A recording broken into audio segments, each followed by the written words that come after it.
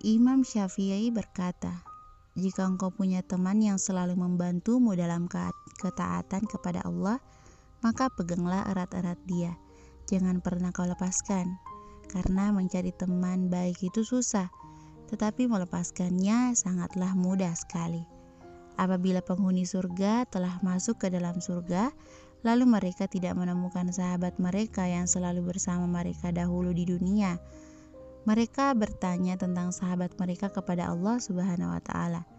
Ya Rob, kami tidak melihat sahabat kami yang sewaktu di dunia sholat bersama kami, puasa bersama kami, dan berjuang membela agamamu bersama kami.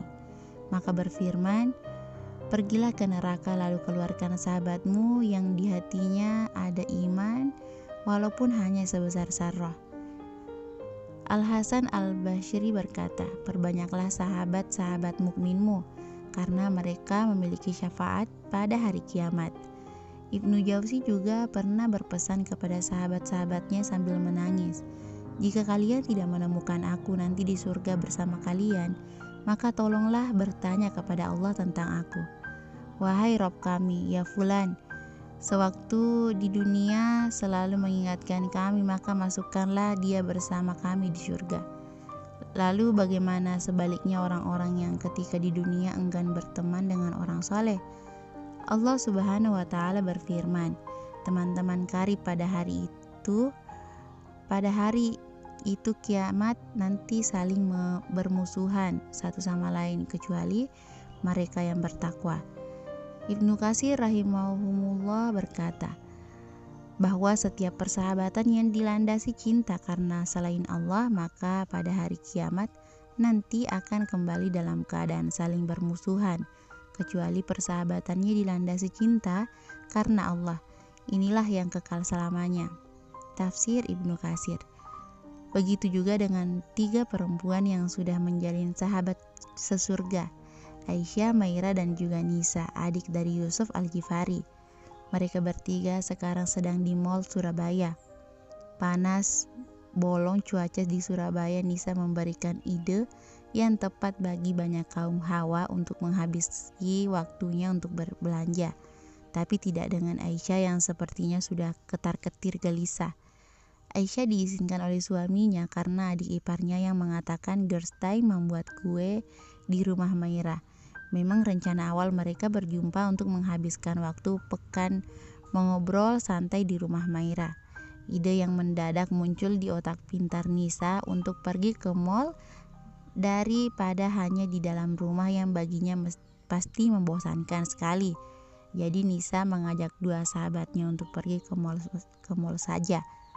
Mereka yang juga setuju dengan ide berlian adik ipar Aisyah itu membuat istri dari Yusuf Al-Ghifari mengangguk lemah menyetujui kedua sahabatnya. Namun batin Aisyah bergemuruh. Ia merasa sudah membohongi suaminya. Aisyah takut Yusuf marah kepadanya.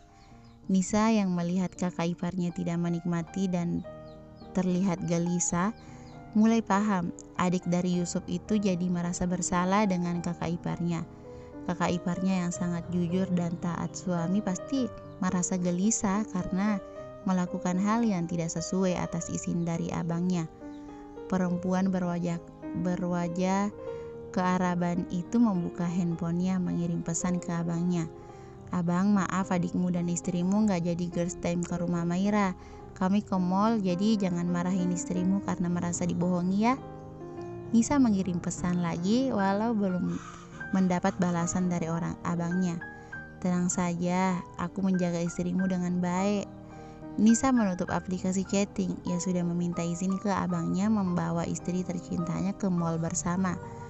Kak Ica, udah gak usah gelisah kayak gitu. Aku udah izin sama abang kok kalau kita pergi ke mall sekarang, ucap Nisa.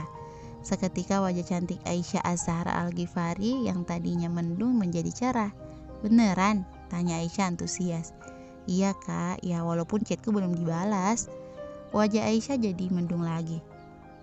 Aisyah juga sudah mengirim pesan ke suaminya, tapi belum juga mendapat balasan. Padahal sudah centang 2 di handphonenya. Kak, tenang aja, bang belum balas pesan, pasti lagi sibuk kerja. Kalau centang 2 ya memang Bang Yusuf gak pernah menonaktifkan datanya. Lagian abang pasti ngizinin kakak ke mall. Lanjut Nisa menenangkan. Iya Ca, tenang aja, suamimu pasti gak bakal khawatir sama kamu. Lagian kamu kan jarang main keluar, pasti suamimu paham, sahut Maira.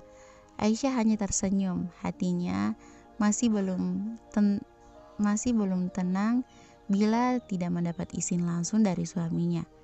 Bang Yusuf, oke. Nisa bersorak mendapat balasan dari abangnya. Meskipun balasan pesan sangat singkat sekali, Nisa sangat paham karakter cuek abangnya. Kak Ica nih, udah dikasih izin sama Bang Yusuf. Nisa menyodorkan handphonenya ke Aisyah. Aisyah melihatnya dengan lesu chat dari handphone Nisa. Kenapa suaminya tidak juga membalas pesannya? Iya, makasih Sa. Alhamdulillah aku udah lega kalau gitu, ucap Aisyah menyembunyikan sedikit kesedihannya. Mereka bertiga kembali mengobrol hangat. Aisyah yang kadang menimpali obrolan kedua sahabatnya. Memang di antara mereka bertiga, Aisyah yang paling diam. Sudah karakter. Ting, bunyi notif dari handphone Aisyah. Aisyah membelalakan matanya senang mendapat pesan dari suaminya.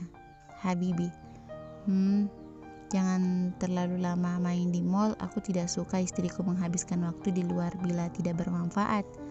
Aisyah mengerucutkan bibirnya sedih. Dia langsung membalas pesan suaminya, tapi Aisyah lega Yusuf sudah membalas dan mengizinkannya. Aisyah bisa tenang. Iya, nanti kalau aku pulang aku kabarin. Habibi, oke, have fun. Aisyah tersenyum senang melihat emotikon dari suaminya. Alhamdulillah Mas Yusuf tidak marah. Nisa, tadi ada yang cemberut terus, sekarang malah senyum lihat HP, sindir gurauan Maira. Paham deh, paham kakak ipar. Nisa ikut menimpali. Aisyah tertawa ringan tanpa memunculkan gigi putihnya. Aku kan udah lega kalau Mas Yusuf mengizinkan. Kan udah aku bilang Kak, Bang mah gak bakal marah tahu. Ya makasih loh, tadi Mas Yusuf itu belum bales pesanku, jadi rada gelisah gitu. Tahu deh, yang udah bucin sama suami, yang jomblo mah bisa apa? Sahut Maira. Lah betul, ucap Nisa sambil mencomot kentang gorengnya. Aisyah menimpali dengan tawa ringan. Maira yang sekarang sibuk memainkan gadgetnya membelalak matanya heboh.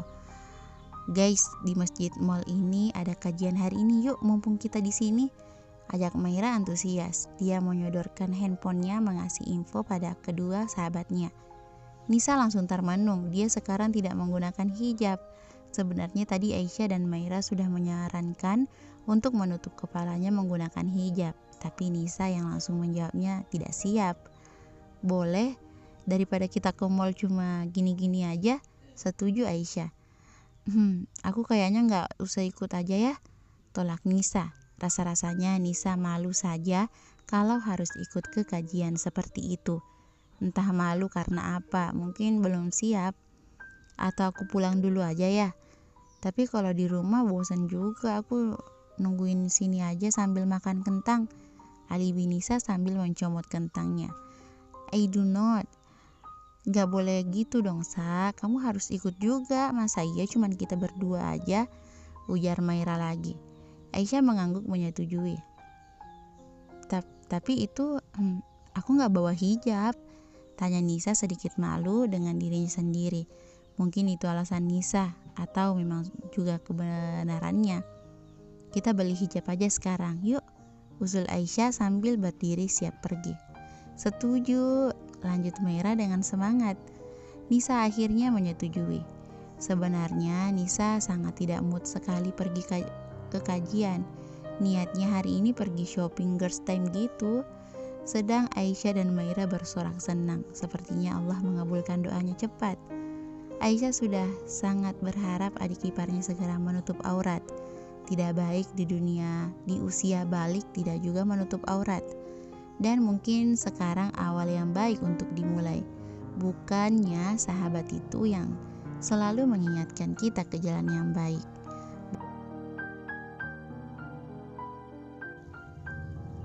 Memakai hijab adalah salah satu kewajiban yang wajib dilaksanakan dan bukan sebuah pilihan yang memerlukan banyak alasan. Maka dari itu, jadikanlah hijab yang kita kenakan sebagai bukti kita taat kepada Allah Subhanahu wa Ta'ala, bukan dijadikan hiasan sesaat atau malah fashion yang dimana ketika di sekolah atau ketika kerja memakai jilbab, tapi di luaran itu dilepas lagi.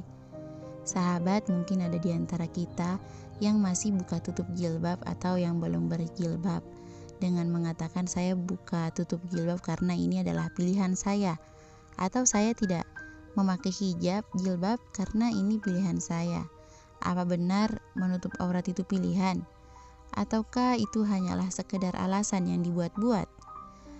Hai Nabi, katakanlah kepada istri-istrimu, anak-anak perempuanmu, dan istri-istri orang mukmin, hendaklah mereka menjulurkan jilbabnya ke seluruh tubuh mereka. Yang demikian itu supaya mereka lebih mudah untuk dikenal, karena itu mereka tidak diganggu, dan Allah adalah Maha Pengampun lagi Maha Penyayang.